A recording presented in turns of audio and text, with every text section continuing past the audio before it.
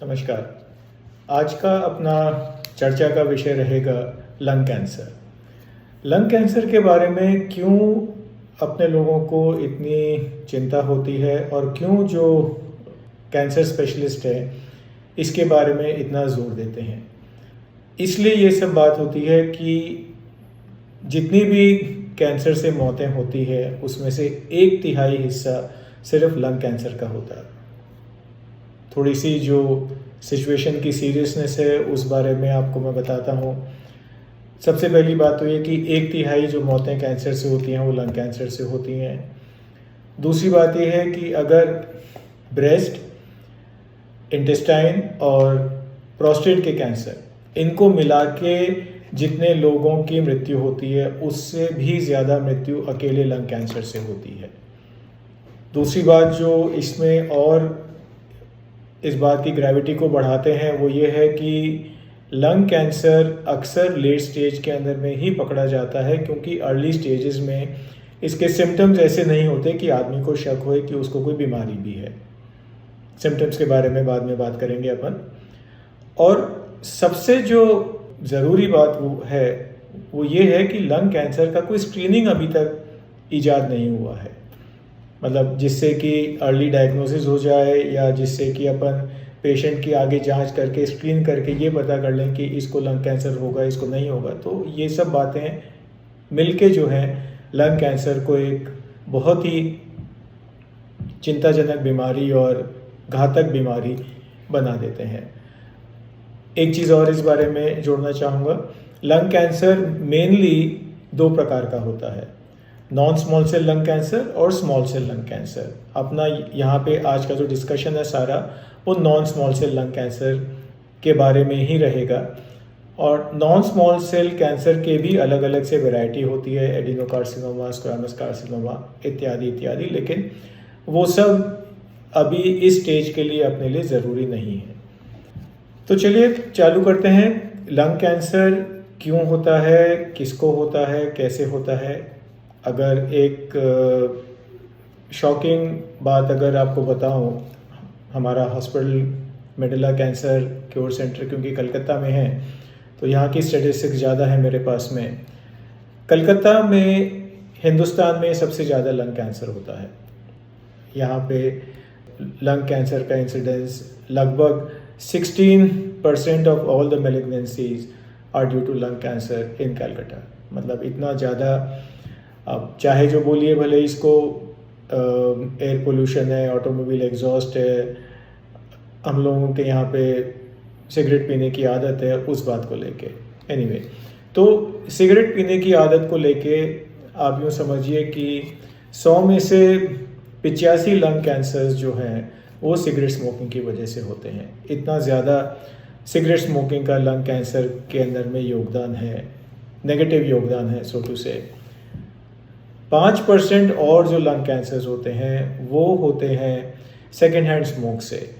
आप सिगरेट नहीं पीते हैं लेकिन आपके साथ के कमरे में कोई बैठा है, आपके दोस्त लोग हैं, आपके साथी लोग हैं, आपके परिवार में आपके फादर हैं, आपके चाचा हैं, आपका जो भी और लोग हैं वो अगर पीते हैं, आप खाली उनका धुआं सूंघ रहे हैं, उसको सेकेंड हैंड स्मोक बोलते हैं। तो उसकी वजह से 5% केस उसकी वजह से लंग कैंसर के होते हैं। तो 100 में से 90 केसेस जो हैं लंग कैंसर के सिगरेट की वजह से होते हैं।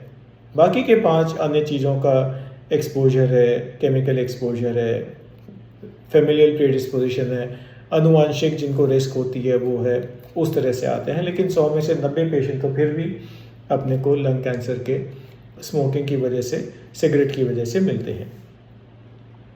अब जब एक बार ये मालूम कर लिया कि लंग कैंसर होता क्यों है, सिम्टम्स भले ही लेट होते हो लेकिन होते क्या हैं। सिम्टम्स में सबसे पहले है कि पेशेंट को खांसी आ सकती है, खांसी के साथ में बलगम होता है और बलगम के साथ में खून के छींटे आ सकते हैं। जैसे ही बलगम में खून के छींटे आए सबसे पहले आदमी को अपना डॉक्टर के पास भागना चाहिए, उसको बताना चाहिए कि डॉक्टर साहब ऐसा ऐसा हुआ है। कुछ दिनों पश्चात हो सकता है कि आदमी को सांस की तकलीफ होने लगे। लंग्स जो सांस लेने के लिए ही बने हैं उन्हीं में बीमारी होगी तो जाहिर है आदमी को सांस लेने में तो तकलीफ होगी ही सही। आवाज़ का चेंज हो जाना, आवाज़ में बदलाव आना, खराश हो जाती है, होर्सनेस ऑफ वॉइस जिसको बोलते हैं, वो हो सकता है। गले के पास में से एक नर्व, लंग्स में से एक नर्व गले को आती है जिसको कि हम लोग रिकरेंट लेरिंजियल नर्व उसको बोलते हैं। वो आके वोकल कॉर्ड्स को, लैरिंग्स को सप्लाई करती है। उस नर्व का इन्वॉल्वमेंट अगर होता है तो फिर आदमी को जो है आवाज़ भी उसकी चेंज हो जाती है, होर्सनेस ऑफ वॉइस उसको बोलते हैं। Loss of weight, loss of appetite, जाहिर है आदमी की तबीयत ठीक नहीं होगी तो खाता भी नहीं है, और खाता भी नहीं है तो वज़न भी गिरने लगता है उसका। फिर आता है दर्द, pain. Pain is an advance symptom of lung cancer. अगर किसी आदमी को दर्द है और अगर ये पता लगे लंग कैंसर है, जब तक काफ़ी देर हो चुकी होती है, लंग कैंसर स्प्रेड हो चुका होता है जनरली, और नहीं तो सराउंडिंग्स में तो स्प्रेड हो ही चुका होता है। अभी लंग कैंसर के और सिम्टम्स जहाँ पे वो स्प्रेड होता है उस ऑर्गन के सिम्टम्स हो जाएंगे। जैसे लंग कैंसर अगर किसी आदमी को लिवर में स्प्रेड हो गया तो अगर उसका जब अपन ब्लड की जांच करेंगे या सीटी स्कैन करेंगे तो ब्लड की जांच में लिवर की एबनॉर्मलिटी दिख सकती है, अल्ट्रासाउंड में दिख सकता है, सीटी स्कैन में लिवर की एबनॉर्मलिटी दिख सकती है। अगर ज़्यादा हो गया तो पेशेंट को जॉन्डिस हो सकता है। ऐसे ही अगर उसका लंग कैंसर अगर स्प्रेड होकर अगर से ब्रेन में चला जाएगा तो ब्रेन के सिम्टम्स हो सकते हैं। आदमी को चक्कर आना है, ठीक तरह से नहीं दिखना है, हेडेक होना है, उल्टियाँ होना है, ये सब सिम्टम्स भी फिर बाय एक्सटेंशन लंग कैंसर के सिम्टम्स हो जाते हैं।